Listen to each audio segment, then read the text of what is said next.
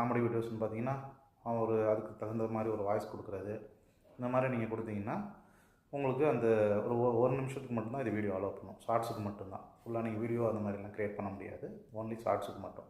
இந்த மாதிரி நீங்கள் பண்ணி வந்து திருப்பி நீங்கள் இந்த ஷார்ட்ஸை யூஸ் பண்ணி போடும்போது உங்களுக்கு சப்ஸ்கிரைப்ஸும் அதிகமாக வருவாங்க, வியூஸும் நல்லா போகும். உங்களுக்கு மானிட்டேஷனுக்கு ரொம்ப யூஸ்ஃபுல்லாக இருக்கும். ஷார்ட்ஸ் பார்த்தீங்கன்னா உங்களுக்கு ஆல்ரெடி தெரியும்னு நினைக்கிறேன். தெரியலன்னா தெரிஞ்சுக்கோங்க. உங்களுக்கு 10 மில்லியன் வியூஸ் வேணும். கண்டிப்பாக 10 மில்லியன் வியூஸ் வேணும். 10 மில்லியன் வியூஸ் இருந்ததுன்னா உங்களுக்கு 1000 சப்ஸ்கிரைபர் இருந்ததுன்னா உங்களுக்கு மானிட்டேஷன் ஆகிடும். இது கண்டிப்பாக இதை நீங்கள் ரெகுலராக ஃபாலோ பண்ணணும். எல்லா ரூல்ஸையும் கரெக்டாக ஃபாலோ பண்ணிங்கன்னா உங்களுக்கு கண்டிப்பாக ரீயூஸ்டு கண்டென்ட் வரக்கூடாது. அதுக்கு உங்களோட வாய்ஸ் கண்டிப்பாக அதில் இருக்கணும்.